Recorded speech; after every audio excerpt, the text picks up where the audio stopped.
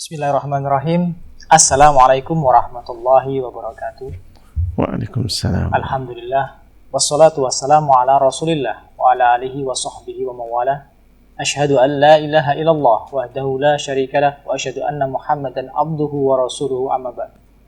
Alhamdulillah, senantiasa kita panjatkan puji syukur kehadirat Allah Jalla wa'ala yang senantiasa memberikan kesempatan kepada kita, kesehatan, sehingga kita bisa bertemu kembali setelah beberapa purnama tidak bertemu dengan Ana Wakaji. Dan Alhamdulillah tetap bersama dengan sebuah rubrik kita, yaitu Anda Bertanya Ustadz Menjawab. Dan pada malam hari ini insya Allah jatuh pada tanggal 24 Jumadil Awal 1443 Hijriah dan bertepatan dengan tanggal 28 Desember 2021. Alhamdulillah, seperti biasa kami insya Allah senantiasa menemani antum semua yang di sana, yang senantiasa hadir dan juga setia Ustaz ya dengan rubrik kita ini Anda Bertanya Ustaz Menjawab. Dan insya Allah seperti biasa Ana berusaha untuk menanyakan kabar Ustadz Fauzi Basultanah LC MPDI, insyaallah. Gimana Ustaz kabarnya antum Ustaz? Alhamdulillah bi khairin. Alhamdulillah khair. Bi khairin walhamdulillah. Ya. Insyaallah alhamdulillah. Karena udah betul-betul berapa lama Ustaz ya ana sama antum tidak bertemu karena tadi sudah menyampaikan beberapa purnama Ustaz ya. Tapi alhamdulillah ana tetap mengikuti kajian antum meskipun ana tidak hadir, dan insyaallah ada beberapa pertanyaan seperti kemarin ana kan sempat juga live bertanya dengan antum terkait dengan kondisi. Insyaallah mudah-mudahan semuanya itu demi kebaikan bersama insyaallah. Insyaallah. Dan seperti yang sudah diterima antum di redaksi bahwa pada malam hari ini insyaallah sudah ada sekitar 9 atau 10 pertanyaan yang sudah masuk ya Ustaz ya. Dan semoga yang memberikan pertanyaan pada malam hari ini insyaallah sudah juga standby di depan gadget masing-masing, kemudian bisa mengikuti ini secara live, dan meskipun tidak bisa saat ini hadir pun insya Allah siaran kali ini pun akan kita tayang ulang di channel YouTube Bali Mengaji ataupun juga channel-channel yang lainnya yang ada di kami kelola seperti Instagramnya ataupun juga fanpage-nya Bali Mengaji. Untuk mempersingkat waktu insya Allah ada beberapa pertanyaan yang Ana ingin sampaikan, atau antum ada ini pesan sebelumnya untuk pada para pemirsa dari akun YouTube Bali Mengaji Ustaz. Baik, barakallahu fiikum. Bismillah, alhamdulillah, wassalatu wassalamu ala rasulillah wa ala alihi wa sahbihi wa wala. Amma ba'd, ikhwas sekalian, pemirsa Bali Mengaji di mana saja antum berada. Ana cuma berpesan kepada antum, yaitu untuk istiqomah selalu ya berpegang teguh pada agama Allah Subhanahu wa taala. Ya, terutama saat ini biasa di penghujung tahun mesti ada aja ya kalimat-kalimat yang kurang enak didengar. Ya, terutama kalimat-kalimat yang mengatakan intoleransi ya ketika kita tidak ikut ya acara atau perayaan mereka ya, entah itu tahun baru atau sebelumnya. Nah, kita ya nggak usah pusing dengan mereka, kita fokus dengan diri kita, terutama ya kita belajar ya agama kita ini yang paling utama. Ya, agama kita aja belum selesai belajar, tak perlu mempelajari agama orang lain atau ikut ya perayaan agama orang lain. Ya, mudah-mudahan kita dijaga oleh Allah Subhanahu wa taala. Amin insyaallah. Dan memang betul yang antum sampaikan tadi Ustaz. Justru kebanyakan justru dari kita internal umat Islam sendiri yang memang sebenarnya kurang memahami agamanya sendiri, agama Islam sendiri, sehingga mengucapkan kalimat-kalimat sebenarnya yang itu justru mengundang. Padahal kalau mohon maaf lah, kalau Ana juga memiliki rekan yang berbeda keyakinan pun tidak masalah. Tidak masalah mereka dengan hal-hal yang seperti kita gulirkan di media sosial yang ada. Justru yang ribut itu adalah secara internal kita. Ya, dan kita nggak perlu pusing dengan mereka. Teman-teman kita yang non Muslim tidak pernah minta diselamati atau ingin gabung kita dengan, sama sekali tidak ada. Ini hanya sebagian ya para munafikin barangkali ya Ya, mereka berupaya untuk kemudian mengajak kita kepada mereka. Naudzubillah min dzalik. Ya, Ini orang-orang munafik ini, ya, ya itu memang ya selalu membuat hancur ya agama ini. Naudzubillah min dzalik. baik, Ustaz. Insyaallah semoga kita semua berlindung kepada Allah dari sifat-sifat yang demikian, Ustaz ya. Ya. Baik. Ana bacain beberapa pertanyaan. Yang pertama ini insya Allah dari saudara Aliando Stephen dari Kalimantan Barat. Beliau berumur 26 tahun, Ustaz. Jadi statusnya pernah menikah tapi gagal. Kemudian dia bertanya sih sebenarnya ini kalau dari kalimatnya ini bahwa ada kewajiban kita kan menutup aib dari orang lain, Ustaz. Tetapi anggap Ana menutup aib, misalkan saudara A kan gitu. Kemudian Ana dapat informasi tentang aib saudara A ini dari orang lain. Kurang lebih pertanyaannya seperti itu, Tad. Nah, bagaimana sih Ustadz kondisi yang demikian? Apakah nanti Ana ini juga termasuk nanti membuka aib dari saudara A tersebut? Padahal Ana tidak dapat dari saudara A. Ana tidak menyampaikan aib tersebut, sudah berusaha menyimpan sebaik-baik. Kurang lebih seperti itu pertanyaan dari saudara Aliando Stephen dari Kalimantan ini. Barakallahu fiik. Waalaikumsalam. Ya, saudara Aliando Stephen. Ya, Masya Allah. Ya, baru berumur 26 tahun berarti duren ini, duda keren ini. Ya. Betul, betul. Ya. Jadi pernah menikah tapi gagal. Insya Allah mudah-mudahan terus berupaya untuk mencari. Ya. Mungkin pertanyaan ini terkait dengan kehidupan antum atau di luar. Anda tidak paham ini. Ya. Ya. Jadi mengetahui aib ya orang lain. Ya, apakah orang lain itu yang bersinggungan dengan keluarga antum atau tidak? Ya, kita tidak tahu juga. Ya, pertanyaan. Ya, secara umum Rasulullah SAW mengatakan, ya, la yasturu abdan fid dunya illa satrahullahu ya yaumal qiyamah. Tidaklah seorang hamba itu ya dia menutupi aib daripada temannya atau saudaranya kecuali di hari kiamat dia akan ditutup aibnya juga oleh Allah Subhanahu wa taala. Ya. Atau man satara musliman satrahullahu fid dunya wal akhirah. Siapa yang kemudian menutup aibnya seorang muslim, maka Allah akan menutup aibnya di dunia maupun di akhirat. Jadi menutup aib hamba ya atau saudara kita ini itu wajib ya, wajib kita kedepankan. Ya, karena ya yang namanya aib ini ya tentu akan merusak ya kehidupan daripada saudara kita ini. Kita pun juga ya tidak ingin aib kita itu diketahui oleh orang lain. Itu adalah rahasia kita dengan Allah Subhanahu wa taala. Kita semua punya aib. Ya, kalau seandainya diketahui ya maka kita akan malu dan kita akan susah ya beraktivitas, ya susah barangkali mencari pekerjaan atau yang lainnya, atau bergaul lah ya, susah bergaul karena aib sudah terbongkar misalnya. Hal-hal yang seperti ini ya memang ya dijaga oleh agama kita ini, ya dijaga oleh agama kita. Itu kehormatan seorang muslim itu ya, menjaga kehormatan ini ya harus dikedepankan. Tidak boleh kita ya menyebarkan aib bagi aib seorang muslim, tidak boleh. Ya. Kemudian teman-teman sekalian rahimani rahimakumullah. Ya. Bagaimana dengan kita ini? Kita sibukkan kita ini dengan aib kita sendiri. Kita berupaya untuk memperbaiki diri kita ketimbang kita mengurus ya aib orang lain. Ya, kalau seandainya kita ya menyibukkan dengan aib kita sendiri, insya Allah kita akan selalu berusaha memperbaiki diri, meningkatkan kualitas kita, mengupgrade diri kita, ya. Dan ini sikap orang beriman, ya. Sikap orang beriman, dia selalu sibuk dengan aibnya sendiri, ya. Selalu sibuk dengan aibnya sendiri. Tidak perlu sibuk dengan aibnya orang lain. Naudzubillah min dzalik, ya.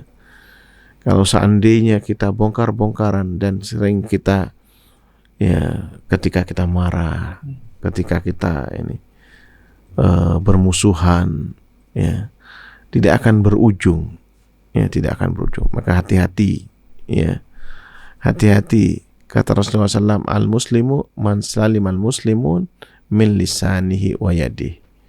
Seorang muslim itu, muslim yang sejati itu, orang muslim yang lainnya itu selamat daripada lisan, ya, dan tangannya.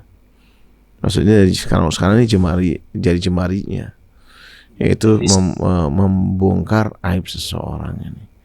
Nah, teman-teman sekalian rahimani rahimakumullah, ya, saudara Aliando, ya, Stefan misalnya, ya, antum, ya, bawa itu aib, ya, aib teman antum itu sudah. Dan kalau seandainya antum tahu, ya sudahlah, tinggalkan. Gak usah kita dipusingkan dengan itu. Dan gak usah kita dipusingkan dengan juga fitnah-fitnah, ya, orang lain kepada kita. Kita fokus pada diri kita. Kalau seandainya fitnah itu, ya, tidak benar, ya, itu sebagai pengurang dosa buat antum. Diambil dosanya. Orang yang memfitnah kita sementara kita tidak melakukannya, maka ya alhamdulillah, ya, alhamdulillah, itu adalah pengurang dosa buat kita. Yang penting kita tidak melakukannya. Kalau seandainya memang itu yang pernah kita lakukan, maka tidak lain sebagai nasihat, sebagai cermin. Karena al-mu'minu, kata Rasulullah SAW, mir'atu akhih. Seorang mukmin itu cermin bagi saudaranya. Ketika kita dikritik, ya, mungkin ini, oh ya, saya memang melakukannya, tapi alhamdulillah, ya, sekarang saya sudah sadar, saya bertobat kepada Allah Subhanahu wa taala, ya, dan saya bertekad untuk tidak mengulanginya lagi. Ya. Antum jangan peduli dengan itu, ya, dengan fitnah-fitnah itu. Nah, antum fokus pada diri antum untuk memperbaiki diri ketimbang kita ngurusi aibnya orang lain, ya. Apalagi ini adalah perselingkuhan, ya, yang merupakan aib bagi orang tersebut. Dan terlalu banyak kadang-kadang kita mengetahui, ya, itu dari orang lain. Tidak usah kita fudul mencari tahu lagi informasi lagi, atau begitu, tidak usah. Sudah sampai di situ, sudah kita pikir, ya, positif saja, ya, EGP, emangnya gue pikirin, kan gitu. Nah, ini yang kita, ya, harus jaga nih. Wallahu a'lam bishawab. Ya. Jazakallah khair. Wa iyyakum. Tapi memang betul Ustaz, ya, ya, terkait dengan masalah aib itu kan, bahwa ada hak-haknya saudara muslim kita. Yeah. Ada hak yang mestinya kita harus bisa betul-betul menjaga kehormatannya. Yeah. Masalah satu tabiat yang memang semestinya tidak perlulah, itu tabiat yang diketahui orang banyak, kan gitu. Dan Allah sendiri pun memberikan satu garansi bagi diri kita masing-masing. Apabila kita memiliki sebuah dosa yang kita lakukan pada malam hari, kemudian kita sudah tidak menyampaikan kepada siapapun, itu Allah juga berusaha untuk menutupi. Benar. Betul seperti itu, ya? Iya. Ya, jadi ya inilah seperti inilah, bahwa hal-hal yang sifatnya, apalagi yang itu berbau sebuah kesalahan dan dosa, mestinya hal itu harus ditutupi. Apalagi mungkin, wallah alam, ini kan gagal menikah atau karena bekas mantan. Kalau mantan kita misalnya, ya, apalagi dia itu barangkali kalau punya anak keturunan, itu ibu daripada anak-anak kita. Itulah kita, insya Allah, ketika menutupinya, gitu, insya Allah ini lebih terhormat dan mereka pun akan menghormati kita. Ya, itu seperti itu ini, ya, sekali. Jadi insya Allah kepada penanya, saudara Aliando Stephen di Kalimantan Barat, semoga antum tetap bersabar dan juga lebih menyibukkan diri dengan kesibukan-kesibukan, terutama apalagi kalau misalkan antum menuntut ilmu, kemudian belajar tentang agama Islam ini lebih mendalam lagi, itu lebih baik daripada memberikan ya tadi kita kepo dan sebagainya terhadap ayat saudara yang lainnya yang mungkin ada ya tadi hubungan keluarga lah sebelumnya. Kita tidak tahu. Anda tidak paham pertanyaan ini sifatnya lebih sifat umum ya. Bersifat umum. Tidak lebih spesifik. Lebih baik memang kita menyibukkan pada diri kita sendiri. Allah a'lam. Jazakallahu khairan. Insyaallah. Kemudian pertanyaan berikutnya dari saudari Maya Sara Ayunina menanyakan terkait dengan bagaimana hukumnya apabila kita itu membakar sampah. Terus di mana di sampah tersebut memang kan ya namanya makhluk Allah di mana-mana Ustaz ya. Ini menyebutkan contohnya semut. Nah, ikut terbakar di situ Ustaz. Bagaimana sikap kita dan apakah kita ini jadi mendolimi binatang tersebut Ustaz? Barakallahu fiik ya. Jadi Mbak ini pastinya Maya Sara Ayunina ya. Dimanapun nanti berada ini ya. Yaitu tentang memang ada larangan ya. Nah Rasulullah SAW ya dari Nabi kita Nabi Muhammad SAW ya hadis ya, riwayat Imam Ahmad, Abu Daud dan disahihkan oleh Syekh Albani dan Su'aib An-Na'ud ya rahimahumullah ya. Rasulullah SAW melarang ya angkat li arba yaitu membunuh 4 jenis serangga ya 4 jenis serangga yaitu minat dawab ya dari binatang ya. Pertama namlah, kemudian nahlah ya semut dan lebah ini. Kemudian ada wal hudhud burung ya burung hudhud ya. Wasuradi ya suradi tidak tahu ini jenisnya bagaimana ya suradi ini dilarang oleh Nabi kita Nabi Muhammad SAW untuk membunuhnya ya. Dan ini memang panjang pembahasannya karena Nabi kita Nabi Sulaiman ya alaihi salam ya sangat ya menyayangi seluruh binatang. Bahkan ada dikisahkan ya tentang bagaimana ya beliau mendengar, makanya ada surah An-Naml, surah semut ya dalam Al-Quran. Ini kisahnya Nabi Sulaiman mendengar ya semut sedang berdialog ya dengan ya rakyatnya, rajanya semut itu ya berdialog dengan rakyatnya. Sehingga kemudian Nabi Sulaiman berhenti dengan pasukannya, memberikan kesempatan untuk semut yang lain itu menyelamatkan diri ini. Ya. Dan ini salah satu kisah ya, yang kemudian dijadikan juga ketentuan oleh Nabi kita Nabi Muhammad SAW, yaitu larangan untuk membunuh semut. Ya. Namun teman-teman sekalian, ya bila mana ada semut di rumah kita, ya maka kita berupaya untuk mencegah, misalnya berupaya untuk mengusirnya. Utamakan ya caranya yaitu mengusirnya lebih dulu. Dan ini kita sering melakukannya dengan cara menyiramnya, barangkali kita usir. Menyiramnya kan tidak sampai membunuh ya. Dia cuma hanyut begitu saja. Ya, dan biasanya memang kalau musim hujan itu banyak sudah di mana-mana semut. Kita berupaya untuk menyiramnya atau membersihkannya sampai tidak ada semut. Upayakan seperti itu. Ya. Baru setelah itu kita melakukan ya berikutnya. Ya, kalau seandainya memang tidak mengganggu semut itu, sudah biarkan aja. Kita kadang-kadang memang semut itu ya berupaya mencari sesuatu yang manis atau sisa makanan atau bangkai ya yang mana itu disuruh membersihkannya. Sekarang menyapunya, upayakan jangan sampai membunuh semut itu, kecuali semut tersebut mengganggu. Misalnya di tempat tidur kita ada semut yang memang ya semut api misalnya atau semut merah itu yang gatal sekali, itu mengganggu, boleh ya itu dibunuh boleh ya, tapi upayakan dengan cara yang tidak membakarnya, karena memang ada larangan membakar. Yang membakar hanya Allah Subhanahu wa taala dengan api nerakanya.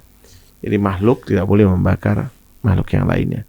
Kalau memang itu enggak memang hal itu bisa dihindari untuk membakar. Nah, sekarang masalahnya ialah bagaimana dengan yang membakar sampah ini.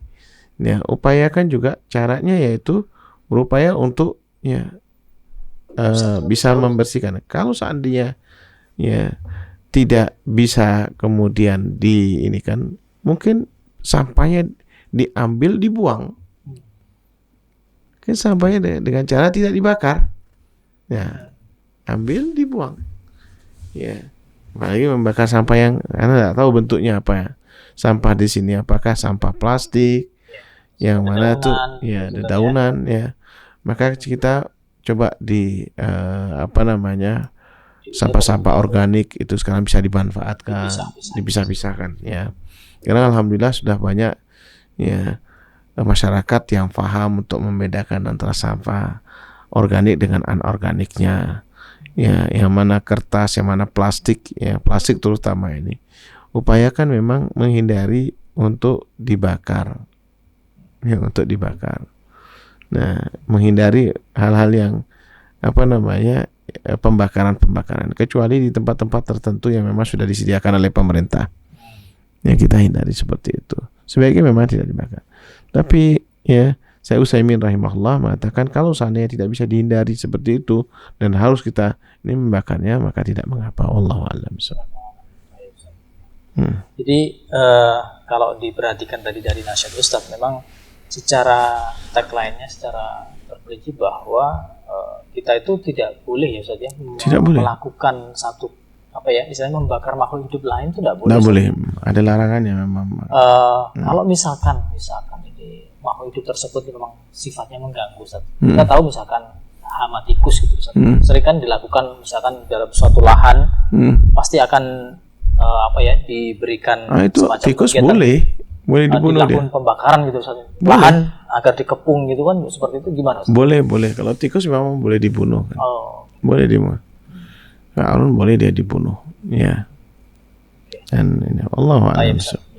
Jadi sangat jelas dari nasihat Ustaz tadi bahwa kalau kita membakar sampah, memang ada baiknya.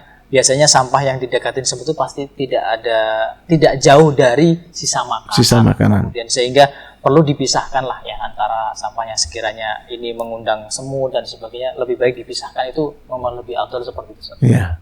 Dan ini juga sebenarnya mengikuti arahan dari dinas kebersihan karena berhubungan dengan recycle sampah gitu, ya. Mana yang bisa daur ulang, mana yang tidak, kan seperti itu. Masya Allah, berarti sangat relevan sekali, Ustaz ya. Baik, semoga bisa menjawab yang ditanyakan oleh saudari Maya Sarah tadi. Insya Allah pertanyaan berikutnya dari saudara ini ya, namanya juga Tilka. Asing juga ini, saudara Tilka Mokoagu. Assalamualaikum, Ustadz, mau tanya. Saya menggunakan e-wallet Dana untuk jual pulsa dan transfer uang antar bank. Seringkali ada free admin. Apakah itu termasuk riba? Mohon penjelasannya, Ustadz. Barakallahu fiik ya. Yang namanya transaksi ini ada dua ya. Transaksi jual beli dan transaksi riba ya. Sebagaimana Allah sebutkan di dalam surah Al-Baqarah ayat 275 ya. Wa ahallallahul bai'a wa harrama riba. Nah, biasanya seperti itu memang. Yaitu Allah menghalalkan ya jual beli dan mengharamkan ya riba nih. Masalahnya sekarang e-wallet ini ya, yaitu memang peraturan Bank Indonesia ya nomor 11 12 ya PBI 2009 tahun 2009 tentang mata uang elektronik ya, entah itu e-money atau e-wallet ini ya. Yang dicanangkan ya gerakan nasional non tunai. Ini ada istilah GNNT ya, gerakan nasional non tunai oleh Bank Indonesia di tahun 2004 itu. Di tahun 2004 dan sekarang berangsur menjadi pergeseran budaya masyarakat ya. Kita ini sekarang lebih senang menggunakan non tunai. Jadi sekarang banyak ya bentuk-bentuknya itu ya, karena memang non tunai ini ya yang perlu kita ketahui deskripsinya dulu ya, e-money atau e-wallet ini ya, yaitu memang ada, nah ini yang ditanyakan ini, yaitu kalau seandainya nih seringkali ada free admin ya kan, mendapatkan barangkali mendapatkan bonus lah, ini maksud ya, cashback ya, kan apakah itu termasuk riba ya? Nah, penjelasan singkatnya, komponen ya apa namanya, ya deskripsinya biasanya itu kalau seandainya dia sifatnya ijarah, ya, maka dia ya yaitu akadnya ya, akad sewa jasa atau ijarah itu ya, ya mesti akan ada beberapa komponen, ya komponen pemegang kartu pertama ini ya yang dikatakan mustajir, yang pemegang kartu ini. Kemudian ada pihak yang disewa ya jasanya, yaitu ajir, adalah yang perusahaannya itu, ya perusahaannya Penyelenggara perusahaan ya penyelenggaranya itu ya. macam-macam dia seperti GoPay, Oppo, Link, Ya, Dana betul. dan sejenisnya itu. Ya. Ya banyak seperti itu. Kemudian yang disewakan ya adalah e-money atau e-wallet itu. Nah, kemudian ini yang ketiga komponen. Ya, kemudian yang keempat, tujuannya apa? Tujuannya dari sewa menyewa ini adalah kemudahan. Ya, tentu kemudahan transfer dana. Sekarang kan orang kan malas mau bawa uang banyak-banyak di dompet. Yeah. Jadi dimasukkan, ya. Nah, namun ada juga ada yang non register. Biasanya tuh dia dibatasi uangnya cuma 1 juta. Ya memang peraturan pemerintah seperti itu. Kemudian ada yang register. Ya, register tuh sampai maksimalnya tuh 5 juta. Ya, 5 juta ini. Nah, kalau yang ya apa namanya ini memandang ini dia ya apa lahir ya dari ya, lihatnya daripada ijarah ini, maka di sini yang jadi masalah ketika mendapatkan beberapa bonus ini. Ya, karena kan pasti ada ya pinjam meminjam ya. Yang meminjamkan uang kan yang memegang kartu itu kepada ini. Ya, kepada ini. Maka di sini dia nanti ya pasti akan namanya riba nih. Muncul dia namanya riba nih. Ya. Ya. Sebab apa? Ya. Jadi ada kaidah ya. Kaidah kullu qardin jaran naf'an lil muqridi fahuwa riba. Setiap ya bentuk utang piutang yang kemudian mensyaratkan manfaat bagi pihak yang memberinya uang, itu pasti ada riba deh. Ya kan. Nah, ya ini ya uang tersebut ya bisa masuk dalam ya permasalahan hutang piutang dia yang kemudian menimbulkan riba. Nah, namun ya kemudian ada yang disebut dengan ya tidak riba nih, yaitu ijarah ya mausufah fi dhimmah ya. Nah, ini ya tentang hal yang seperti ini ya, yaitu bagaimana kalau misalnya perusahaan tersebut memang sudah besar ya, kemudian dia sudah mandiri perusahaannya, yang perusahaan e-money-nya itu, lalu dia bisa dananya memang dia dari bisnis yang sudah mapan misalnya, lalu dia memberikan bonus-bonus ya, entah itu bonus di waktu dapat keuntungan dan sebagainya. Nah, ini yang bisa jadi memang adalah ya dalam istilah ya fikih itu dikatakan hibbatus ats-tsawab ya, yaitu sebagai pemberian ya cuma-cuma. Nah, ini dilihat dia perusahaannya, karena juga nggak disebutkan di sini pertanyaannya ya bentuknya bagaimana, kita nggak disebutkan. Kita khawatir ada yang memang belum sistemnya belum bagus, kita nggak tahu bagaimana ini ya diinikan oleh pemerintah ya, kita nggak tahu ya, kita nggak tahu hal yang seperti ini. Cuma hal-hal yang seperti ini memang sebaiknya kalau memang ragu antum hindari ya, sebaiknya kalau misalnya ragu ya tidak mayaribuk ila ma la yaribuk ya, tinggalkan yang meragukan ya, lakukan yang tidak meragukan ya. Nah, ini kita bisa melihat dari itu, dan beberapa hal yang biasanya memang kalau di awal tidak mempersyaratkan hal-hal yang apa namanya memberatkan bagi pemegang kartu misalnya. Nah, dan itu memang sudah besar dia perusahaannya, dia bisa memberikan bonus dan sebagainya. Ya, wallahu a'lam. Ya, insya Allah dia tidak jatuh riba. Wallahu a'lam. Baik Ustaz, mungkin sedikit anak ingin sedikit mengulas ya Ustaz ya. Tadi Ustaz menyampaikan bahwa ada sistem di mana metode cashless atau gerakan non tunai ini Ustaz ya. Jadi memang akan ada banyak sekali semacam asosiasi ataupun perusahaan-perusahaan Ustaz ya. Ada yang ini kalau saudari atau saudara ini menanyakan terkait dengan dana. Kemudian ada yang mungkin tadi Ustaz juga sudah sempat nyinggung ada link atau yang lainnya kan Ustaz ya. Nah, kembali kepada hal di mana kalau misalkan ada niat nih, misalkan niatnya di situ adalah bukan berseputar dengan pinjam meminjam, tetapi kemudian hanya seputar bahwa di situ adalah kemudahan proses pembayaran gitu. Memang itu tujuannya. Ya, proses pembayaran Ustaz ya. Otomatis kan apakah kemudian juga akan terjatuh kepada keribaan gitu. Nah, karena kalau kita melihat seperti link, anak kan pengguna misalkan link saja, karena selama ini anak hanya meniatkan itu untuk proses pembayaran baik listrik, kemudian pembayaran IndiHome, pembayaran dan sebagainya pembayaran kan gitu. Karena pada saat anak mengisi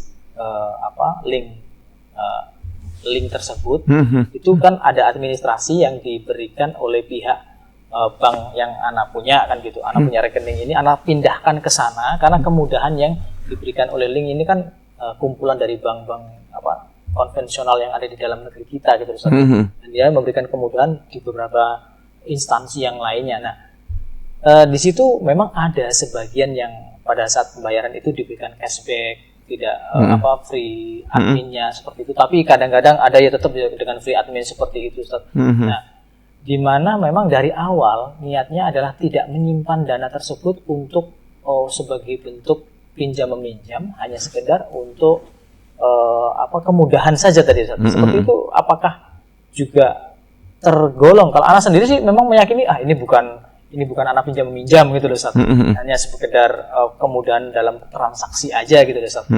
Dan kalau secara cashbacknya sih nggak besar juga Ustaz, paling juga sekali, tapi dari 4 kali transaksi cuma sekali aja dapat ininya, dapat free adminnya gitu Ustaz. Gimana Ustaz seperti itu? Jadi kalau misalnya ini ada beberapa contoh ya, diantaranya memang kan seperti penggunaan e-tol. E-tol misalnya, dia memang kan harus kita nggak mau untuk nggak mungkin kita pakai uang cash sekarang. Dan itu tidak registrasi, Dor. Kalau pakai link kan harus registrasi. Ini nyebutin contoh aja yang real kan, karena kan kalau link pasti registrasi. Kalau penggunaan yang menggunakan kartu itu, Ustaz, rata-rata kan tanpa registrasi. Karena kalau kita ini hilang Ustaz, urus kita Ustaz, gitu. Kalau yang disimpan di gadget kan rata-rata insya Allah nggak hilang Ustaz. Selama kita masih ingat sama username-nya sama password aman gitu kan. Ya, memang betul di situ ini ya. Nah, itu satu contoh ya. Kalau yang seperti itu kan memang berupa e-tol tuh namanya ijarah mausufah fi dhimmah, yaitu sewa jasa yang bisa dipesan secara pasti dan menjadi tanggungan bagi penerbitnya untuk menunaikannya. Nah, namanya biasanya ini akad seperti ini dikenal dengan akad hiwalah. Ya, pengalihan tanggungan itu. Yang sejatinya adalah dain bid dain, itu jual beli utang dengan utang yang dibolehkan dalam syariat ya. Dengan diketahui besaran tanggungannya kan begitu ini ya. Karena ini merupakan kebutuhan. Nah, masalahnya ialah yang tadi bagaimana indikator yang menjadi penguat ini yaitu bolehnya di antaranya yaitu memang dari awal penerbit e-money atau e-wallet itu dia tidak memberikan syarat-syarat tertentu pokoknya apa namanya, dia sudah tetapkan udah 1 juta gitu aja. Udah maksimal Sudah segitu maksimal. kan, tidak bisa ditambah lagi kan value-nya. Betul ya. Nah, kemudian yang kedua ya, yaitu mempermudah memang tujuannya. Tujuannya mempermudah dalam melakukan transaksi. Ya. Dari dulu kan pakai ATM, ngambil uang di bank susah, bawa uang dan susah. Ini kemudian dipangkas. Kemudian yang ketiga ya, memberikan bonus kepada konsumen tidak ya setiap waktu, nggak ini dia. Tidak setiap waktu. Tidak setiap waktu, betul. Ya, pasti ada waktu-waktu tertentu yang sifatnya kita juga nggak tahu kapan ini ya. Kan ini. Kapan Ya, biasanya bonus ini ya, ini merupakan unsur hibah apa namanya? Bitsawab ini ya. Yaitu ada apa namanya? Ada dana masyarakat ya yang cukup banyak mungkin dan tidak mengurangi dana yang sudah terkumpul itu karena haknya masih terjaga ya. Kemudian ada juga ya kerja yang dilakukan oleh penerbit ya. Penerbit e-money tadi itu ya. Kemudian penerbit diuntungkan oleh pengalian dana masyarakat untuk melakukan ya pekerja penjaminan ya. Dan ini biasanya ke unit-unit usaha sehingga dapat keuntungan. Dari sinilah kemudian dia memberikan kepada ya pengguna ya e-money atau e-wallet yang tadi itu. Nah ini insya Allah tidak riba dia kalau seperti ini. Allahu a'lam bishawab. Dan memang tidak besar biasanya. Tidak besar Ustaz. Jadi rata-rata sih kalau penggunaan cashless seperti ini itu kan memang tidak besaran dana yang tersimpan pun rasanya kalau misalkan diputar kemana kan sifatnya tidak, kalau dibilang seperti bank secara konvensional kayaknya nggak mungkin besar karena kecil-kecil semua kan tadi mungkin pengalinya berapa wallahu alam Ustaz ya. Yang jelas ya semua juga tergantung dari ininya juga Ustaz ya, niatnya tadi untuk apa kan gitu Ustaz ya. Dari awal insyaallah seperti itu. Kemudian ini kan hanya memanfaatkan kemudahan pembayaran. Wallahu alam sih insyaallah seperti itu penjelasan Ustaz. Jadi kalau memang ada hal yang merasa meragukan tentang hal itu dan mungkin pengetahuan dari penanya ini juga lebih banyak ya mungkin lebih baik ditinggalkan saja ada keraguan-keraguan terkait masalah itu Ustaz ya. Baik.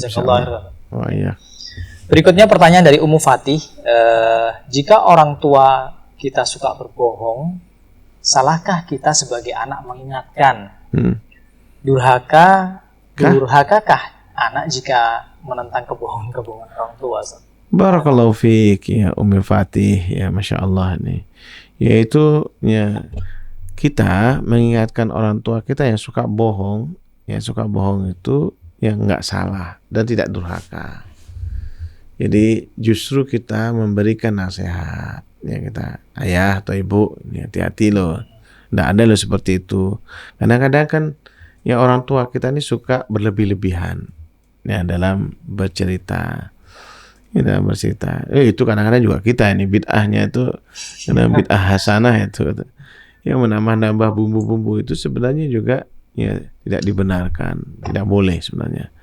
Atau apalagi kemudian dengan berbohong ya, berbohong dan sering sekali ya kebohongan yang kemudian yang dianggapnya kadang-kadang baik ya.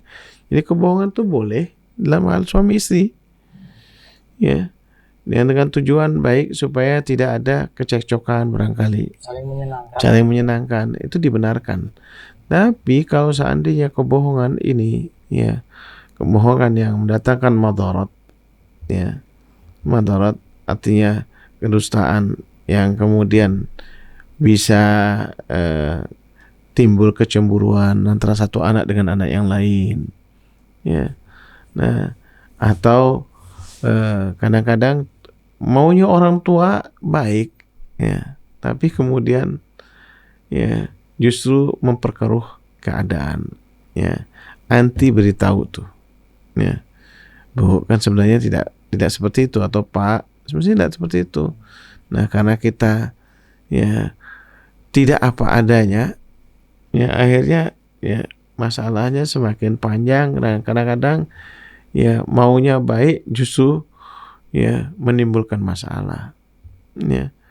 Kata ulama, qul sharaha raha.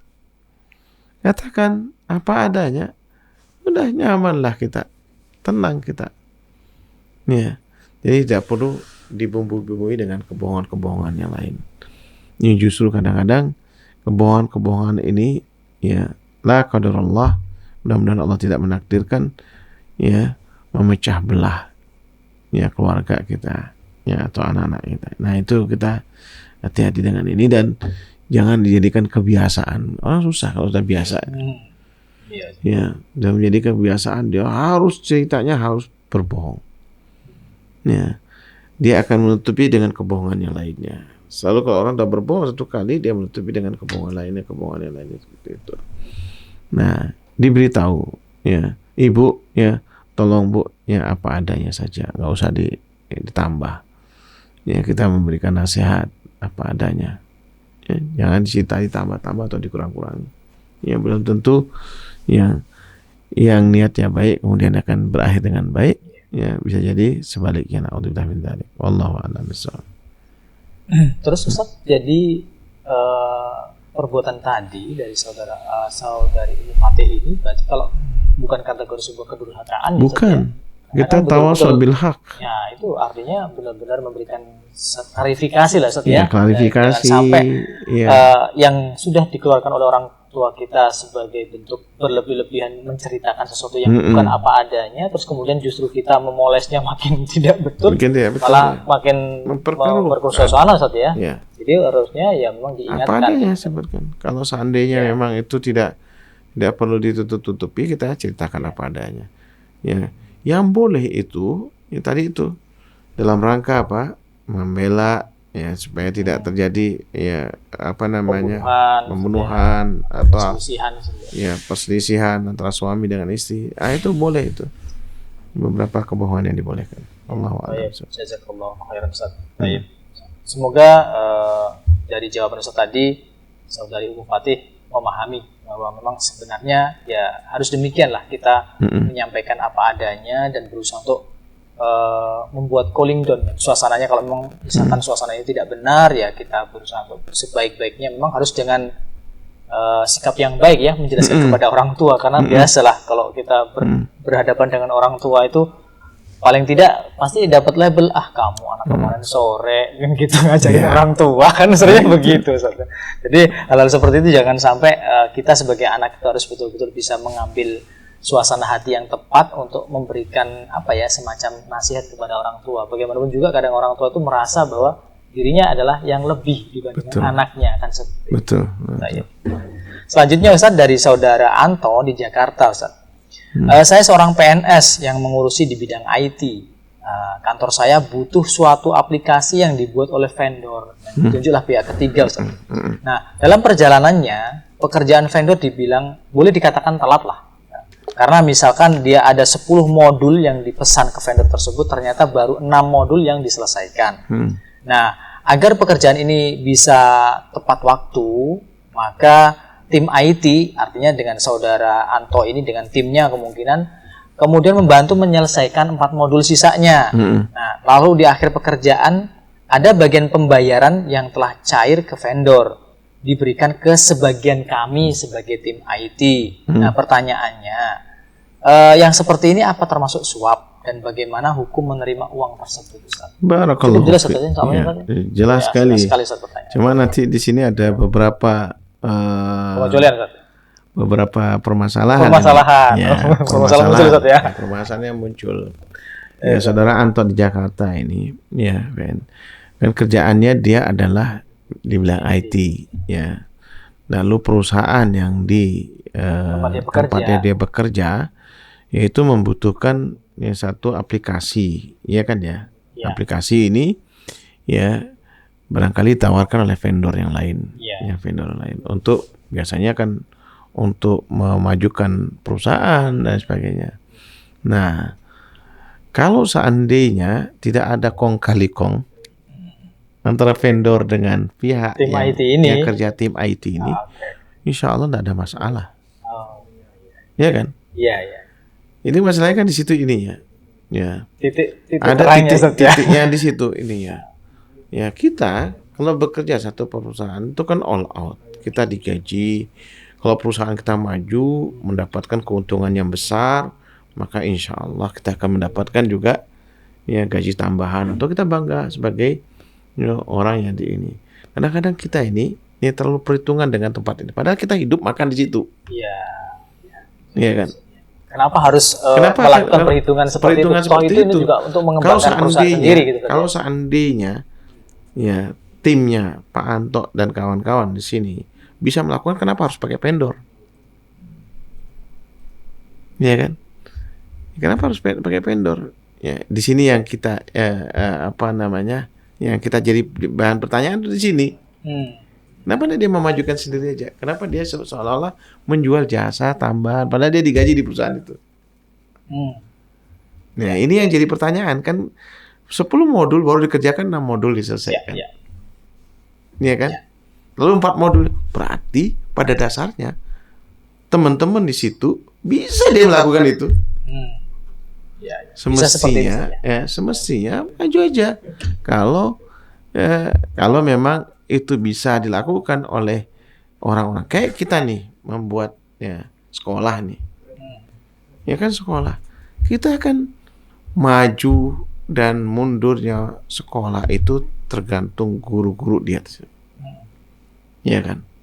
Guru-guru di sana atau kepala. Masa kemudian kita berharap kita mengakali supaya nanti ada yang kita khawatir orang luar untuk menawarkan ini. Oh, kita perlu beli ini lalu kita kerjakan sisanya. Kalau memang kita bisa mengerjakan sendiri, kenapa kita pakai tambahan dari luar? Ya, vendor dari luar kan gitu. Kalau kita mengerjakan sendiri. Nah, ini ya mohon maaf ini kalau seandainya ada kong kali kong antara orang dalam dengan orang luar, bisa jadi dia suap ini. Haram dia menerima. Ya, padahal dia bisa mengerjakan sendiri. Bisa jadi. Ya. Saya beranggapan saya pemilik perusahaan. Ya. Saya pemilik perusahaan, saya punya karyawan. Yang karyawan itu sebenarnya bisa dia melakukan apa yang dia ini. Kenapa tidak dia majukan sendiri? Dia ngajukan kepada saya, nih Pak Bos, ini saya bisa ini nih, kalau memajukan ini, boleh tidak nih? Tawarkan sendiri ketimbang kemudian ini. Nah ini, tapi kalau seandainya memang tidak ada kita beli, saya tidak tahu nih. Oh tapi ada tuh bos.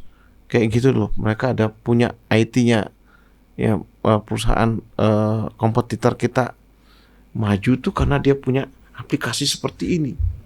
Kayaknya kita perlu lah tambah aplikasi itu di perusahaan kita nih. Nah, antum bagaimana? Bisa nggak lakukannya? Karena aku bertanya seperti itu. Kalau bisa lakukan, kenapa aku lakukan?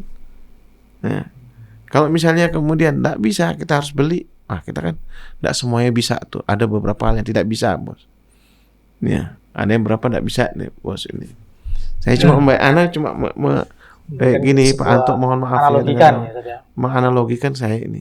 Kalau seandainya memang kemudian kita mampu, kita tahu itu aplikasi itu bisa kita kerjakan, maka kita kerjakan sendiri. Ini insya Allah kita akan berterima kasih juga. Kita akan menambah reward, entah itu kenaikan gaji, entah itu hadiah. Wallahu alam, saya tidak tahu. Nah ini yang malah yang boleh ini. Nah, tapi kalau seandainya memang ada misalnya dari 10 modul itu 6 modul itu memang tidak bisa kita lakukan ya. Kita bisa sisanya yang sedikit-sedikit itu. Insya Allah tidak ada apa-apa masalah. Tidak ada masalah itu. Misalnya yang 4 modul ini memang yang kita semua tahu lah. Mungkin input data. Ya kan input data itu kan paling mudah ya.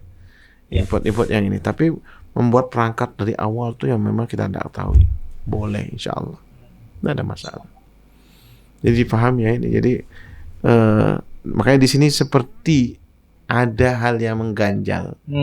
Nah, saya juga harus hati-hati juga menjawabnya, karena ini menyangkut ini. Ya, jangan kita bermudah-mudahan di dalam hal-hal yang memang sebenarnya kita tahu itu ada hal yang kita bisa, yang kita ini. Tapi kalau seandainya di sisa modul yang belum selesai itu, ya memang itu mudah dan memang kita bisa mengerjakannya, ya, dan itu memang kita ya mungkin diberikan jasa ya ini untuk menginput lah, entah itu, insya Allah tidak ada masalah. Wallahu a'lam. Baik. Insya Allah sih saya kalau anak sendiri kalau melihat dari pertanyaan ini memang betul yang tadi Ustaz sampaikan bahwa memang kita harus menutup celah-celah di mana ini ada hal-hal yang berbau syubhat ya, ya. Benar. Tapi memang kalau melihat anak posisi saudara Anto ini kan seorang PNS Ustaz ya, bahwa pelimpahan pekerjaan itu di lingkungan seperti sebuah instansi tertentu itu memang ada penunjukan Ustaz. Memang ada penunjukan ke instansi yang lainnya yang memang dilakukan oleh bukan dari tim instansi tersebut. Memang betul ada biasanya seperti kayak itu. Gitu. Memang seperti itu. Ada penunjukan ke vendor yang lain gitu saja. Dan memang betul jadi titik terangnya itu di mana apabila tidak ada semacam diskusi sebelumnya terkait dengan penunjukan vendor tersebut, nah itu nggak masalah. Gitu. Kecuali kalau memang sudah ada, biasanya nih vendor ini yang menangkan itu sudah sebelumnya ada, kemudian sebelum melakukan pekerjaan sudah ada perihal yang nanti kau kerjain yang 6 aja yang 4 gue kan gitu. Anggap seperti itu. Nanti lu bayar, kalau sudah dibayar sama instansi gue, lu bayar sama aneh kan gitu. Ini nggak boleh Ustaz ya. Yang jelas nggak boleh Ustaz ya. Oke. Dan itu biasa memang. Iya, ini memang beredar seperti itu Ustaz. Ya. Yang terjadi seperti itu. Ya, Ana sering bertemu dengan teman-teman seperti ini ya, tapi mereka digaji memang keprofesionalan mereka membuat tambah gampang lah dalam misalnya Ana lihat di beberapa instansi pemerintah seperti BPN tuh. Ana lihat ini enak sekali masuk nih, kayak di ini Ana lihat di Tabanan misalnya, Ana tahu kan gampang sekali semua, tidak ada istilahnya gerudukan itu sistem pelayanannya, servisnya kepada jadi servis pada customer itu luar biasa ya. Perbankan, nonton lihat ada yang perbankan lama sekali kalau ngelayani, ya Allah, padahal ada orangnya. Ya itu, kadang-kadang. Nah itu yang kita ini. Mungkin karena sistemnya di ininya yang membuat lambat bekerjanya. Ya, itu. Insya Allah sangat jelas ya Ustaz dari apa yang Antum sampaikan tadi. Semoga saudara Anto ini yang bertanya betul-betul ini murni adalah sesuatu yang memang vendor tersebut mengalami kelalaian sehingga tidak bisa menyelesaikannya tanpa ada tanpa ada bentuk-bentuk komunikasi sebelumnya di mana pekerjaan tersebut akan dikerjakan oleh vendor tersebut Ustaz. Itu yang paling perlu ditekankan Ustaz ya. Baik, insyaallah sangat jelas sekali. Baik, insyaallah pertanyaan berikutnya. Assalamualaikum warahmatullahi wabarakatuh. Izin bertanya kepada Ustadz, saya hamba Allah dari Malang. Apa hukumnya membaca komik? Singkat Ustaz, tapi memang lagi banyak ini, mohon maaf ini biasanya anak-anak mondok ini Ustaz. Anak ngomong seperti itu kadang-kadang tahu sendiri Ustaz. Komiknya komik Ustaz. Memang nggak ada bukunya, itu nggak ada. Cuman kalau sudah pegang HP-nya abinya, uminya yang sudah dicari komik Ustaz. Gimana Ustaz? Nah, ini barakallahu fiik ya saudara, siapa ini? Nggak ada pertanyaannya, Dok. Hamba Allah aja Ustaz. Hamba Allah ini, hamba Allah dari Malang Ustaz. Dari Malang ini. Yaitu komik ini kalau seandainya ya kayak Shinchan misalnya ini, ini mengajarkan orang kurang ngajar, anak kecil yang kurang ngajar kepada orang tuanya, tidak mengajarkan tidak ada edukasinya lah, tidak ada, yaitu bakti kepada orang tua dan ini, ini nggak boleh nih hal-hal seperti ini, ini hanya membuang-buang waktu, Tapi kalau seandainya ada edukasinya, ada penanaman terhadap akhlak, budi pekerti dan lain sebagainya, ini bolehlah ini kan, namanya media, terutama sekarang kita memang Gen Z istilahnya tuh, generasi Z ini susah sekali kita mau tidak boleh juga kita terlalu kaku, tidak boleh terlalu kaku juga, dan tidak boleh juga terlalu lunak juga. Jadi kita harus sebagai orang tua yang bijak lah di tengah-tengah ini. Jadi ya kemajuan teknologi, bahkan kita sekarang bisa menggunakan ya komik itu untuk menyampaikan pesan-pesan agama. Betul. Ya, pelajaran, jadi tidak membosankan. Apalagi anak-anak sekarang ini semuanya serba dimanjakan dengan Digitalisasi ya, digital, digital. ya apa istilahnya, generasi milenial nih, ini sudah meninggalkan kolonialnya. Kalau orang tua kan kolonial, kita sekarang milenial nih seperti ini. Ya, memang agak ya hati-hati ya, dan yang namanya teknologi ini ibarat pisau dia. Ya. Naudzubillah min dzalik, ya, sekarang ada istilah narkoba lewat mata. Ya. Yang mana ini yang merusak ini ya. Kalau e-komik yang memang kemudian mengarah untuk ya seluruh hal yang negatif, itu pasti haram hukumnya. Ya. Tapi e-komik yang mengarah kepada hal-hal yang positif, insya Allah dibolehkan. Insya Allah dibolehkan, terutama untuk edukasi. Ya, dan tentunya bagi antum yang suka membuat e-komik ini, kan sekarang banyak anak-anak muda itu, masya Allah, itu daripada ceramah e-komik itu ya viewernya begitu banyak, Ustaz. Hanya hitungan 6 menit yang lalu 100.000 viewer. Ya. Biasanya cuma 6 halaman Ustaz kadang-kadang. Iya, 6 halaman. Bahkan kurang dari itu, Ustaz. Kurang dari itu kadang. Itu kadang-kadang aneh-aneh ceritanya, dan yang suka yang aneh-aneh. Nah, makanya kalau seandainya, makanya antum punya bakat untuk itu, arahkan yang ke positif ya, pesan-pesan para ulama misalnya. Ya. Nah, ini hal-hal yang seperti ini. Ya. Dan kita hindari juga. Nah, ini yang kita khawatirin nih, masalahnya adalah hukum gambarnya. Nah, ini tadi ada yang mau tanyain lagi Ustaz selanjutnya, karena kan pasti yang namanya komik itu pasti ada gambarnya, makhluk kan, hidupnya. gitu, Makanya iya, kalau nggak ada seperti itu nggak menarik. Ya.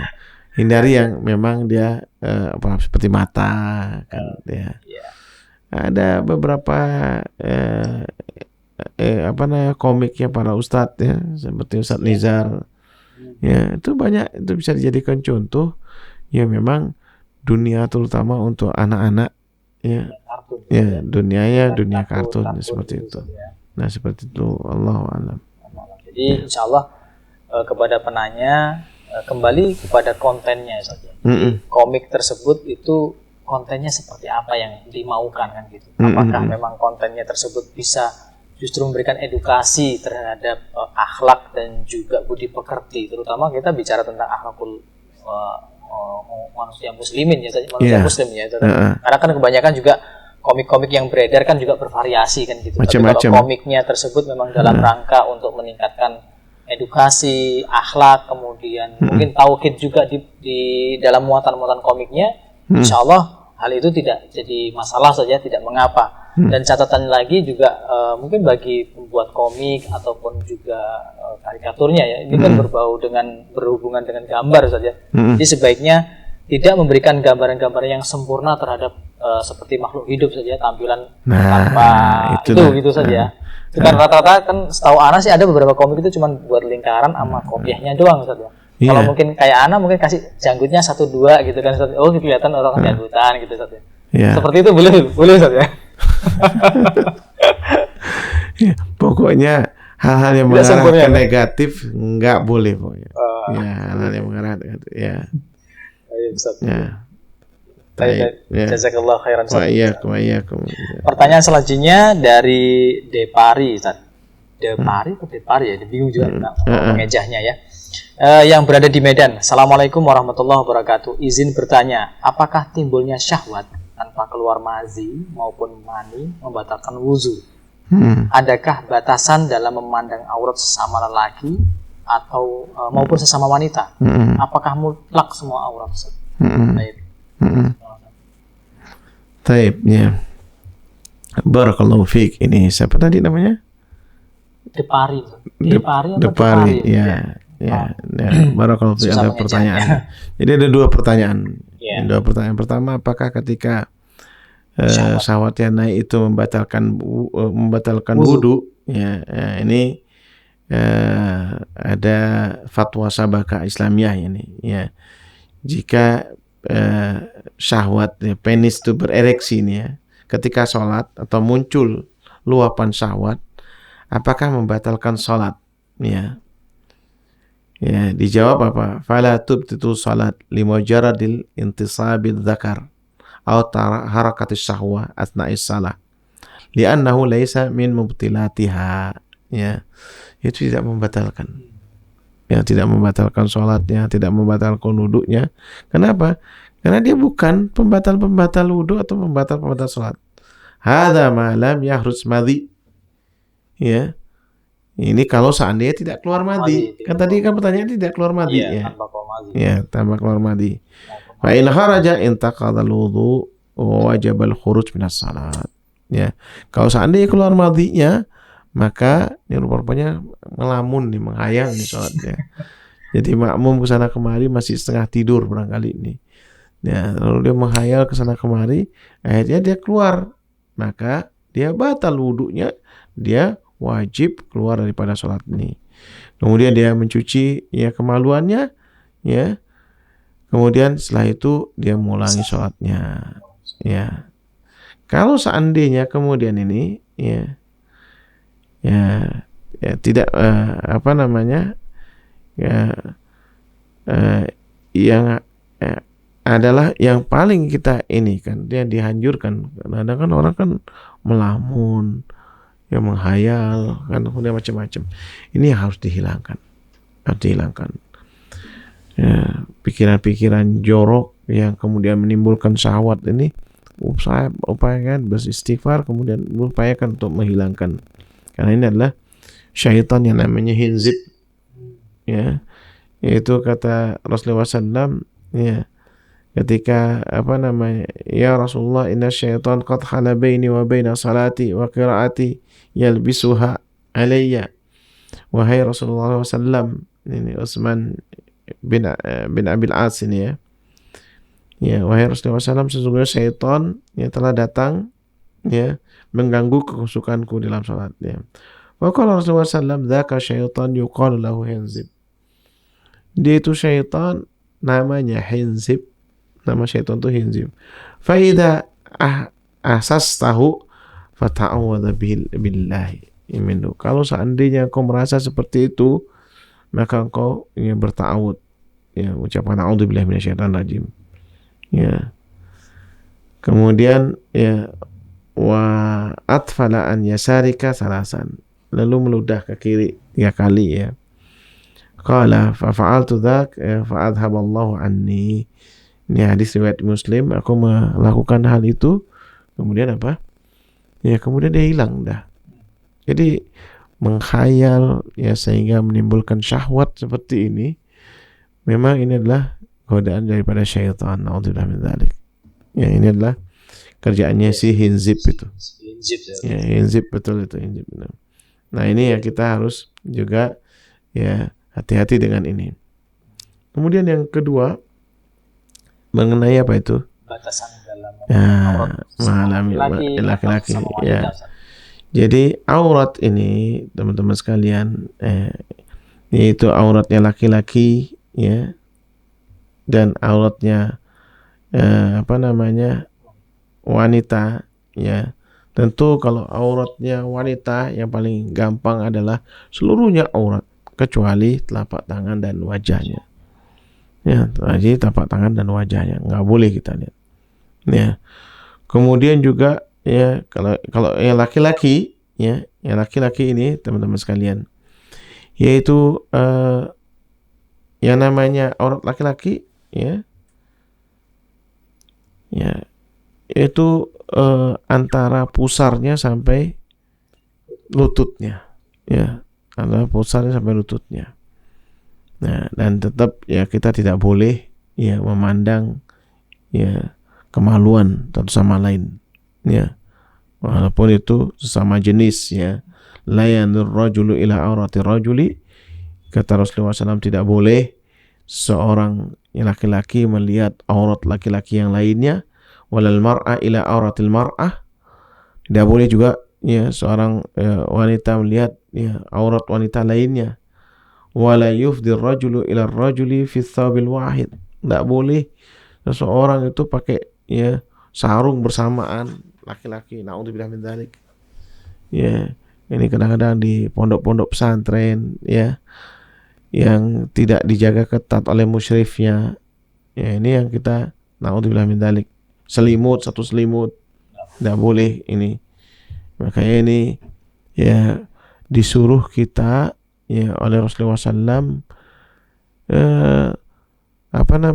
dipisahkan ya ketika alimu sibyanakum as-salah wa hum sab'a sinin. Ajarkanlah anak-anakmu salat itu ketika saat mereka berumur 7 tahun. Kemudian wadribuhum ya asra sinin ya, dan pukullah mereka ya saat umur 10 tahun. Kemudian wafarriqu bainahum fil madaji atau kama qala Rasulullah sallam. Ya Rasulullah sallam ya memerintahkan ya anak-anak kita, anak-anak kandung kita yaitu untuk memisahkan ya tempat tidurnya mereka. Terutama ya lawan jenis, ya laki dan perempuan. Ya. Barangkali kalau misalnya rumah kita cuma punya 2 kamar saja, kamar utama dan kamar anak-anak, diberikan apa? Ranjang susun ya laki, supaya tidak jadi satu dia. Anak laki-laki dengan anak perempuan. Misalnya anak perempuan di atas ya, barangkali laki-laki di bawah ini. Ya, dan ini kalau ini makanya dianjurkan sebenarnya rumah itu ya 3 minimal dan 3 kamar ya. Kemudian juga kalau bisa memang ranjang itu memang yang twin ya, yang bukan yang double ya, karena double itu biasa untuk suami istri ya, atau diberikan kasur tambahan lah, kasur lipat dan sebagainya ya, bisa ini itu aja ya untuk ya saudara ini, apalagi kemudian dengan ini, jadi tidak boleh ya laki-laki satu selimut dengan laki-laki lainnya atau perempuan dengan yang lainnya. Yang kita khawatir ya seperti ya kaumnya Nabi Lut alaihissalam, mereka adalah pelaku homoseks dan lesbian ya, dan ini yang sekarang lagi mengkhawatirkan ya menyebar di negeri kita, LGBT ya. Naudzubillah min dzalik. Allahu a'lam. Jazakallahu khairan Ustaz. Jawaban antum insyaallah sangat jelas sekali. Semoga saudara Depari yang di Medan bisa mengerti dan paham terkait dengan apa tadi jawabannya disampaikan oleh Ustaz. Jadi memang terkait dengan timbulnya syahwat tidak membatalkan wudu Ustaz ya. Kecuali kalau tadi keluar mandinya ya harus dibersihkan dulu baru kemudian berwudu kembali kan seperti itu. Dan batasannya sudah sangat jelas sekali tadi bahwa sesama laki-laki itu tidak boleh satu ranjang kemudian menggunakan selimut yang sama, satu selimut. Begitu juga dengan sesama wanita pun seperti itu. Sangat jelas sekali insyaallah. Itulah adab dan merupakan kaidah yang ada dalam aturan dalam agama kita Ustaz ya. Pertanyaan berikutnya dari saudara Sukron Hamdani di Karangasem. Bismillah. Gimana Ustadz seharusnya sikap seorang anak kepada orang tua ketika orang tuanya tidak mengizinkan sang anak untuk menikah dengan alasan orang tua takut tidak ada lagi yang mengurusnya, sedangkan anak laki-lakinya sebagian ada di rumah bersama orang tua. Ini rupanya ada tanda kurung, dia mengkisahkan seorang ukhti yang ditahan dulu untuk menikah oleh seorang ibunya Ustaz. Siapakah dia Ustaz? Tanya sama Badrin ini Ustaz ya. Masya Allah. Beliau yang memberikan banyak rangkuman pertanyaannya kan pasti lebih paham Ustaz. Baik, barakallahu fiik. Ini bagi siapa tadi namanya? Sukron Hamdani Ustaz. Sukron Hamdani ya. Sukron Hamdani ini ya. Yaitu sikap seorang anak kepada orang tuanya, yang tentu berbakti kepada orang tuanya ya. Nah, masalahnya ialah ketika tidak mengizinkan sang anak untuk menikah dengan alasan orang tua takut ya tidak ada lagi yang mengurusnya. Ini sang anak ini untuk tidak menikah ini anak laki-laki atau perempuan? Yang perempuan. Yang perempuan. Ya. Yang ini. Tidak ada lagi. Barakallahu fiik. Jadi teman-teman sekalian rahimani rahimakumullah, ini juga perlu kita mengetahui ya keadaan ya fitnah saat ini. Ya, naudzubillah min dzalik. Ya, maka kita harus juga menjaga fitnah tersebut. Ya, sebagai tindakan saddulid dzari'ah. Ya, tindakan preventif. Kalau memang sudah wanita ya anak ya atau saudara kita yang perempuan itu sudah layak untuk menikah, terutama di usia-usia di bawah umur 25, segera untuk menikahkannya. Segera untuk menikahkannya. Wallahi ya sekali. Jadi kalau sudah di atas 25 itu wanita sudah jadi kepikiran, saya ini laku atau tidak. Ya. Maka harus dimusyawarahkan. Ya. Apalagi ini saudara laki-lakinya banyak nih. Ya. Anda harus juga ya care juga kepada saudara ya saudari wanita Anda ya yang mana ya mereka ya ada ya untuk berkeluarga ya dan difahamkan, dimusyawarahkan, didialogkan ya dimusyawarahkan, didorong untuk ini. Jadi jangan sampai ya saudara Anda itu nanti kemudian akhirnya menjadi perawan tua. Susah. Ya. Kita kalau sudah punya anak saja, banyak ponaan, ya banyak kemudian guru-guru yang mengajar tempat anak. Kalau udah umur cukup, anak dorong untuk menikah. Menikahlah dengan segera mungkin. Carikan. Ya, kita dianjurkan seperti itu untuk segera mungkin untuk menikahkan. Adapun orang tua kita, ya insya Allah mereka punya ya orang ya, atau kita sendiri yang akan mengurusnya. Dan itu sebagai bentuk bakti kita kepada mereka. Dan kita sebagai anak laki-laki juga berupaya untuk bagaimana ya kita merawat ibu kita. Seandainya kita memang tidak ada lagi ya anak perempuan kita dan kita ajarkan, barangkali kita sudah berkeluarga, istri kita untuk bagaimana merawat ibu kita. Nah tentunya ya hal ini akan ya menjadi win-win solution kan gitu. Artinya ya saudari Anda ya antum ini bisa berkeluarga sesegera mungkin, kemudian ibu Anda juga dijaga oleh Anda, dan ini ya dibicarakan di rumah ya bersama. Jangan sampai kemudian kita menjadi penghalang untuk dia berkeluarga. Sampai kapan? Ya, sampai kapan? Ya, mudah-mudahan dia mendapatkan jodohnya yang baik, yang taat, yang bisa kemudian dia membantu. Ya, dan ini banyak hal contohnya yang kemudian ya malah justru nanti dia ikut sama ya saudari Anda kalau memang nanti jodohnya orang yang baik, kan bisa dipahamkan. Apakah kemudian dia bisa sama ibunya? Enggak, barangkali jodohnya ini ya sukses, punya bisa justru udah sama orang tuanya diajak sekalian bisa seperti itu ya.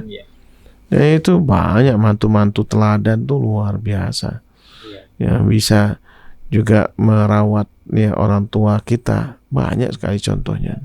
Justru biasanya laki-laki itu lebih care sama mertuanya biasanya. Kan Biasanya seperti itu, rata-rata seperti itu. Tanpa ada ewo-pekewuh lah. Dan orang Jawa bilang begitu, rata-rata kan begitu. Beda dengan wanita dengan mertua kita nih, misalkan dengan mertua dari suaminya kan gitu. Benar, seperti karena rata-rata laki-laki justru membuka lebih peluang untuk udah, ayo bawa nggak apa-apa barengan gitu. Dan ibunya harus dipahami. Ibunya dipahami, Bu. Ini kan kalau ibu kadang-kadang, Bu ini saudara adik atau kakak ini udah waktunya menikah. Akhirnya apa? Penyesalan nanti bagi ibu nanti. Dia akan nyesal, ya Allah anak saya tidak punya jodoh, tidak punya keturunan. Menyesal luar biasa. Kadang-kadang anak karena ego yang kadang-kadang sebatas dia memandang Na'udzubillah min dzalik ini. Dan terlalu banyak contoh seperti ini. Terlalu banyak contoh seperti ini. Wallahu a'lam. Jazakallahu khairan, Ustaz. Dan semoga saudara penanya ini, Syukron Hamdani, segera bisa ya bermusyawarah dengan keluarga, ambil jalan yang terbaik. Insya Allah akan ada apa ya istilahnya peluang yang terbaik lah. Kalau misalkan seorang saudarinya ini segera dimusyawarahkan untuk kalau memang sudah ada yang ingin menikahinya dan dibuat proses sebaik mungkin kan, gitu, dan otomatis meyakinkan orang tua lah. Dimana toh juga ada sebagian saudara laki-lakinya yang tinggal bersama di situ kan, seperti itu. Mudah-mudahan dia semoga punya kemudahan jodoh, kemudian keturunan, masya Allah, dia wajib dia, karena dia saudaranya nanti kalau dia tidak punya anak, tidak punya keturunan, siapa yang merawat dia sudah tua nanti? Apakah nanti Anda yang mau merawatnya? Saudara laki-lakinya belum tentu juga, nanti justru sibuk dengan keluarganya sendiri kan, seperti itu. Iya, sebaiknya dia menikah. Dipikirkan dia harus punya keturunan. Apalagi kalau sudah waktunya menikah. Jangan lewat itu. Ya, apalagi orang perempuan kalau sudah lewat 30, apalagi udah kebingungan dah. Iya. Na'udzubillah min dzalik. Ya. Satu lagi pertanyaan, Ustaz, sebelum kita mengakhiri acara kita pada malam hari ini, Ustaz. Dari Ummu Ais, beliau ini rupanya dapat kabar tentang suaminya yang sudah nikah siri secara diam-diam, Ustaz. Dan dikabarkan dari pertanyaan ini sudah selama 6 bulan tidak memberikan kabar dan juga tidak memberi nafkah. Dan sudah 4 bulan meninggalkan anak 4 yang masih meninggalkan anak 4 yang 2 masih balita. Dan berusaha untuk saudara penanya ini sudah berusaha untuk menghubungi keluarga suami tapi tidak merespon. Apa yang harus istri lakukan? Digantung tanpa kabar, Ustaz. Dan gimana cara menanggapinya dan menyelesaikan masalah tersebut? Barakallahu fiik, ya. Kemudian Ummu Ais ya, untuk bersabar. Nah, ini kadang-kadang teman-teman sekalian ini yang kadang-kadang semangat untuk ya berpoligami, akan tapi semangatnya hanya sebatas hawa nafsu. Ya. Semangatnya hanya sebatas hawa nafsu, dan ini ya tidak dibenarkan dalam agama. Ya, tidak dibenarkan dalam agama. Itu menzalimi. Antum kalau siap memang mau bisa berpoligami, maka jadilah suami yang bertanggung jawab. Ya, suami yang bertanggung jawab. Kadang-kadang ya kita juga tidak ingin nilai poligami yang begitu mulia oleh Allah Subhanahu wa taala. Yang digariskan fankihu ma taba lakum minan nisa. Ya masna wa thulatsa wa ruba. Ya maka nikahilah apa yang dari wanita 2, 3 atau 4 ya.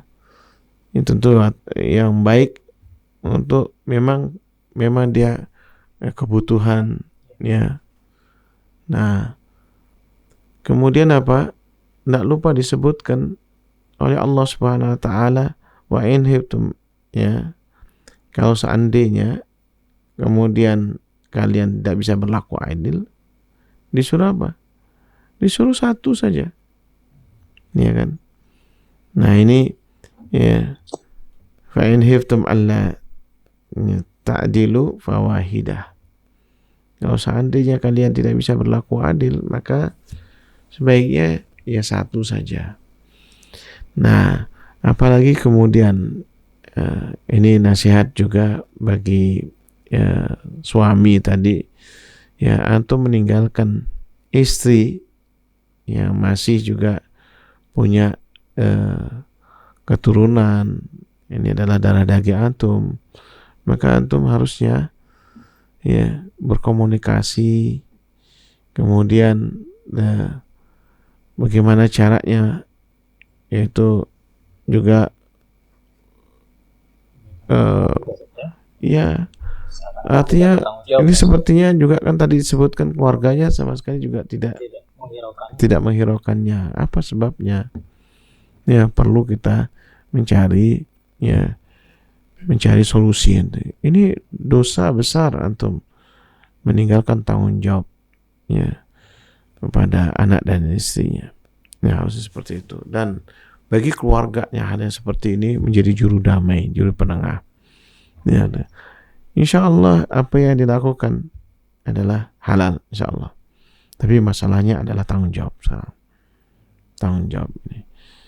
Nah, ya, ini yang harus apa kemudian ya upayanya, berdoalah sebagai wanita. Kalau ditanya apa yang saya harus lakukan, berdoalah, kemudian ya pasrahkan kepada Allah Subhanahu wa taala, kemudian ya, coba cari siapa di antara keluarga suami yang disegani yang bisa mencari jana, atau kemudian siapa sahabat-sahabat suami yang bisa ini ya bisa menegurnya, atau atasannya tempat dia bekerja ya.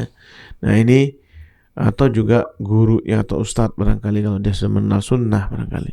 Kadang-kadang orang ya baru belajar ngaji lah ini sunnah poligami, semangat untuk itu, tapi tidak dipikirkan ya lanjutannya, ya dampak daripada poligami tersebut.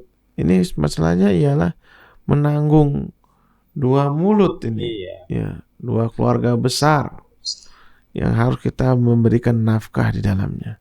Tidak mudah hal yang seperti ini. Ya kecuali kalau antum yang mampu bisa berlaku adil, ya kemudian ya bisa ya menghidupkan kedua-duanya, ya silakan. Ada beberapa ustadz yang masya Allah, karena salut dengan mereka yang bisa berbagi, ya antara istri pertama, istri kedua, istri ketiga, semuanya diberikan fasilitas semuanya, dan dia adil dalam hal ini. Ini perlu yang dijadikan contoh seperti ini. Tapi kalau hanya ya sekedar ini, wallah istri pertama pasti nanti ya yang akan ngemong antum kalau terjadi apa-apa. Biasanya seperti itu biasanya. Sakit-sakitnya pasti ke istri pertama. Senang-senangnya istri kedua. Itu. Tapi nanti yang melarat istri kedua pasti. Di kemudian hari istri kedua, ingat aja. Ya. Ini kadang-kadang ini kalau seandainya anti sekarang tidak berusaha, ini untuk istri kedua nasihatnya, tidak berusaha untuk menyadarkan suami anti, ya, yang menyadarkan, memang sulit juga ini, serba sulit, ya kan, ya, tidak menyadarkan ini tanggung jawab. Mudah-mudahan bisa dengan cara ya berkomunikasi dengan istri ini, ya, insya Allah, ya kalau ya biasanya nih, kalau misalnya istri pertama bisa komunikasi dengan istri kedua, insya Allah akan baik lah. Ya bisa berbagi lah insya Allah. Tapi kalau ada cekcok, ini susah. Ya susah, pasti ada yang dikorbankan. Allahu a'lam bishawab. Ya. Ana susah untuk menjawab karena bukan pelaku, ini Ana belum melakukannya nih. Betul Ustaz. Memang kita itu akan sulit kan kalau bukan praktisinya Ustaz. Jadi memang kalau yang seperti ini biasanya kalau diserahkan sama ahlinya, praktisi poligami bisa insyaallah kan gitu. Karena cuma bisa berteori saja nih. Ya. Dan selama ini juga kita kan hanya melihat praktek-praktek yang ada. Memang sih berharap ya bagi mereka yang memang betul-betul mampu lahir dan batin kan gitu. Jadi tidak meninggalkan seperti ini kasusnya kan gitu. Jadi betul-betul dia bertanggung jawab. Kalau memang menikah pun yang kedua tidak perlu memang izin dari istri pertama, tidak ada, memang tidak ada persyaratan izin. Tetapi sebaiknya sebagai seorang laki-laki kan memiliki rasa berbesar hati, tanggung jawab bahwa dia sudah membawa keluarga kan gitu. Harusnya demikian kan gitu. Ya kita doakan saja semoga Ummu Ais ini bersabar dan bisa mendapatkan solusi Ustaz ya, dengan tadi sebagaimana Ustaz memberikan saran dengan guru-guru dari suaminya ataupun dengan sahabat-sahabat suaminya, dan bahkan harusnya keluarga lah. Keluarga yang paling ini adalah keluarga penengahnya. Iya, penengahnya harusnya keluarga. Semoga itu dimudahkan oleh Allah. Baik, insyaallah sudah beberapa pertanyaan sekitar semua hampir 1 jam lebih Ustaz ya. Kita tadi menjawab pertanyaan dari antum semua.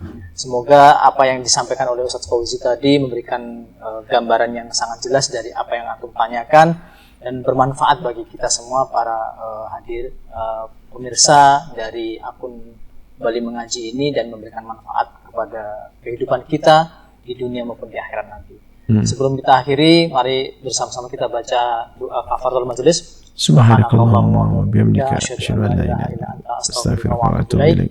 Assalamualaikum warahmatullahi wabarakatuh. Waalaikumsalam.